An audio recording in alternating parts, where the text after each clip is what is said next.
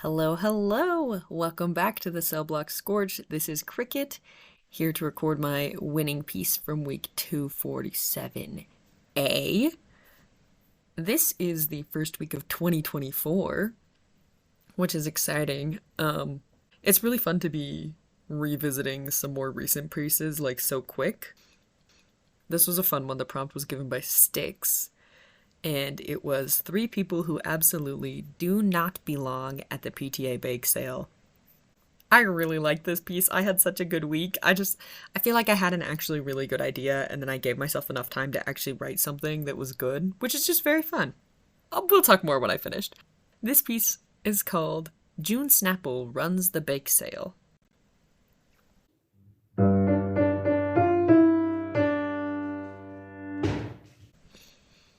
June Snapple looked around the gymnasium and nodded in satisfaction. The parents were all putting the finishing touches on their tables, and soon people would be arriving for the PTA bake sale. Margaret had her famous cookies. And wasn't her youngest in 6th grade this year? June would have to see if she could convince her to keep coming, even after her kids moved on to other schools. The Novaks had brought a few of their stellar cakes to put in the silent auction. Steve was set up at a table with his scones. All her star players were here, and a good number of other parents had volunteered for the first time. This bake sale was sure to be a success, and go a long way towards helping the elementary school have several fun events for the children this year, as well as purchasing needed supplies for the classroom. June was angling to break their profit record from 3 years ago, the year just before she became the PTA president. She was confident that they would manage. Soon enough, people started arriving to the school, and June was in her element. She greeted people as they came in, flitted between tables, checking in on parents and making sure everyone had a break if they needed it. She made sure the cash boxes never got too full at any one cluster and that the raffle tickets were selling. She checked on the silent auction items and bid on a few that needed some encouragement. Really, the dahlias were drooping. The people ought to know better than to ignore them like that. There were games like cornhole and giant tic-tac-toe set up in the corners of the gym to help entertain the children while the parents chatted, and the space was slowly filling up. June was thrilled to see so many people from the town there, especially people who didn't have children at all, or whose kids were long out of elementary school. The support was lovely. She dropped by the drink station to check on Carla Jimenez, and everything there was fine when June thought she saw, out of the corner of her eye, a sweep of feathers. "No," she breathed out before she caught herself. Carla looked up from the lemonade cups she was rearranging. "What is it?" "I thought I saw—" June cut herself off when he walked past again, a few rows closer. His cartoonishly large and inaccurate headdress swayed behind him as he walked, and he had some sort of face paint on. "That asshole!" June wasn't usually one to curse, but Carla was one of her closest friends, and would never judge her for it. She followed June's gaze and rolled her eyes. "Why does he even come to these? He never even buys anything, and inevitably we have to kick him out when he tries to start a fight with someone who comments on his rude behavior." June picked up a small plastic cup of lemonade and downed it like a shot. "I don't know. Do you think I could just save us all the trouble and kick him out now?" Before Carla could answer, June saw Steve waving her over to his mostly empty table. "Duty calls," she said as she left her friend behind. "Hey, June," Steve enthused when she approached. "Do you mind watching the table for a minute? I've almost sold out of my scones, and I wanted to go get the second batch I have waiting in the kitchen and throw the next set in the oven." June agreed and happily dropped down into the chair. Sure, she was a woman who liked to move, but it was nice to be sitting down for a few moments after so long on her feet. She smiled at the people who approached and sold a few scones, and was just starting to wonder when Steve might come back when disaster struck. Disaster walked right into June's field of view in hot pink platform boots and a perfect pair of ripped-up jeans worn over fishnet tights. "Hey, June," the owner of the legs said before June had made it up to seeing their shirt, and her heart sunk. She knew that voice. "Hi, Ginger." She was pretty sure she sounded normal. It was fine. "Surprised to see you sitting at a booth," Ginger went on, tossing her perfect hair over one shoulder as she looked around. "You're usually busy as a bee at these types of things." When they had first met, June had thought that was cute. "Yes, well, Steve's scones were just about sold out. They are such a hit, you know. So he's back in the kitchen getting more, and I'm holding down the fort. I'm surprised to see you here, though." Ginger blinked innocently and smiled down at June. It was probably too late to stand up, but Ginger was almost 6 feet tall before the platforms, and sitting down made June feel even tinier than she already was. "Can't a girl come to a bake sale?" Well, June drawled, one doesn't usually when one lives in a different city, which she moved to after dumping the PTA president. Yes, well, Ginger picked up a scone. What can I say? I was feeling nostalgic. It's such a quaint little school. June's smile widened in the way she knew looked plastic and wouldn't fool Ginger at all. A chair squeaked at a nearby table, and a child squealed with laughter. I'm sure the elementary school in Desert Bluffs is nothing like this, seeing how it's such a new city. Ginger picked up a scone and pulled it apart like she was inspecting it for flaws.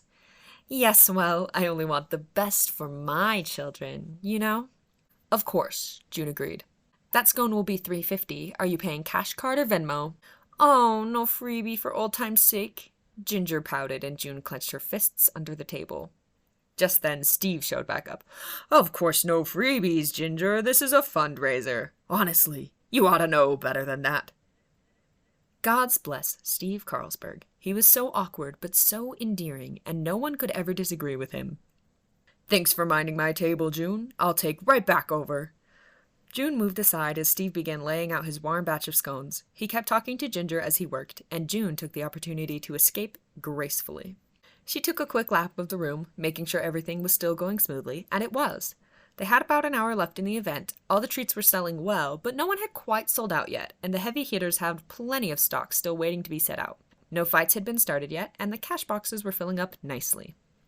A commotion arose by the door, and June was walking towards it before she had decided whether she wanted to or not. Che Yan-hyun was the door greeter for the last part of the event, and she was fiercely blocking the entrance, preventing... Che-yan, June hurried over to the door.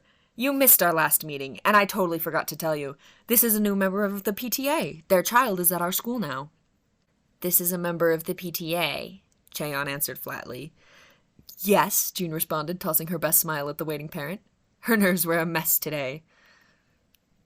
Okay then. Cheon sounded doubtful, but she moved aside to let them drift into the room. Enjoy the Bakesale then, Glow Cloud? Thank you. I will. Cheon and June watched the cloud drift into the gymnasium, somehow always finding a path directly to where they wanted to go. Do they even eat? Cheon wondered aloud, and June shrugged. No idea. Some sound that might be kids playing and might be a real problem echoed from across the gym, and June sighed before stepping into motion once more. I swear, if it's that asshole again, I'll...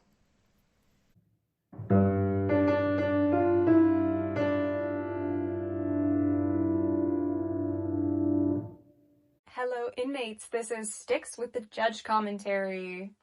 The really funny thing about this is that when I gave this prompt, I wasn't specifically thinking about Welcome to Night Vale, but I was sort of thinking about Welcome to Night Vale. Weird things happening at a PTA Bakesale, that practically screams Welcome to Night Vale. So I had at least thought about it. About Welcome to Night Vale, the franchise, the podcast, the property, before I gave the prompt. But somehow, between giving the prompt and receiving this piece, I totally forgot that thought had crossed my mind. So I was reading this piece, and, it starts off so normal. And there are just, regular people with regular names. You don't think anything of it. Of course there's a guy named Steve at the bake sale. That's normal. But, then the slow build of things that happen that are just, weirder and weirder. And then the cartoonishly large and inaccurate headdress happens, and I was like, oh my gosh, I know what this is. And Steve Carlsberg is there. Love Steve Carlsberg. I don't know, I just felt so surprised without any reason to be surprised, because it was literally what I was thinking about when I gave the prompt. That made such an impact on me that I had to give Cricket the win.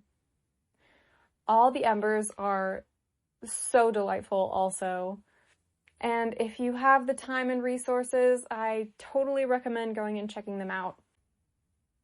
I also recommend you go and listen to Welcome to Night Vale because it's very fun.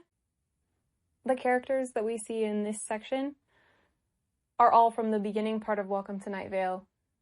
The first 30 episodes probably.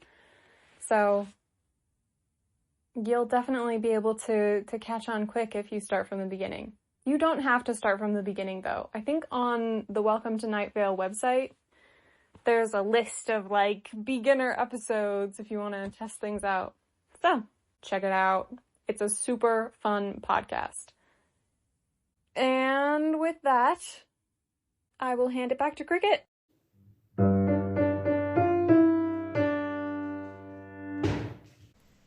Oh, this piece. I like this so much. Y'all would not believe how many typos I found reading this just now. Crazy. She's fun, she's silly, she is a piece of fan fiction for Welcome to Night Vale, and I also borrowed this character named June Snapple from... There is a comedy blog called It Just Gets Stranger that I've been following since I was in middle school. The author used to do these series where he would, like, prank email people. He would, like, write ridiculous emails to, like, companies and people and things. And June Snapple was his fake, like, PTA mom persona that he made up to, like, email schools sometimes.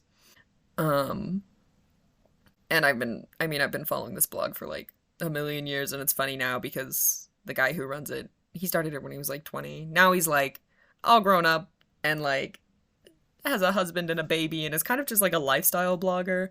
Still very funny, though. Anyway. So, I borrowed June Snapple because I thought it would be funny to make her run a bake sale at Night Vale Elementary School, and I think that was right. I also had such a fun time with the prompt of, like, what 3 people do you not want to see at the bake sale? And it was, like, the known town, annoying, rude, insensitive person. You know, that's the, from Night Vale, the stereotypical, caricature guy. Oh gosh, what is the character, the Apache Tracker? He's not native, he's an asshole. So you don't want him at the bake sale. And then I thought it would be really funny to have an ex show up. You don't want that person at your bake sale. And then the last one was the glow cloud, just because you don't expect the glow cloud. And so I did set this pretty early on in Night Vale, right after the glow cloud gets there, obviously. Also, if you're at this point in Night Vale, all you know about Steve Carlsberg is that the narrator Cecil hates him. But where we currently are, we all know and love Steve Carlsberg, and I did a bad job of his voice. Sorry, Hal Lublin. Yeah, I just think this piece is really funny. I had a ton of fun writing it. I had a lot of fun, putting all these people in a room together and making a little chaos happen. So I hope you all also enjoyed. My prompt for the next week... Oh, this is funny. My prompt for the next week is Marry Me, Devil by the Window. And this was definitely inspired by the TXT song Devil by the Window. And I'll probably talk a little bit more about that next week. But, look forward to those pieces. Once again, check out our Linktree for all our other projects and things, and our Patreon for many extras, including the Embers, which are all the pieces that were written every week. We will see you again soon. Keep those fires burning. The Cellblock Scorch is a production of Stellacore, an independent group of nerds sharing their obsessions with the world. Links to all our projects, including Instagram, Tumblr, YouTube, Patreon, and Ko-Fi, can be found on our Linktree, posted in each episode description. Follow us on Tumblr or Instagram to see the prompt of the day before the episode drops, and a quote from each Scorch the day after. If you would like to support our creative endeavors, you can give a one-time tip to the Ko-Fi of the writer of your favorite Scorches, or check out our Patreon. There, you can access the Scorches and episode transcripts for free, or sign up for Spark level support for $5 a month to gain access to our Embers as well.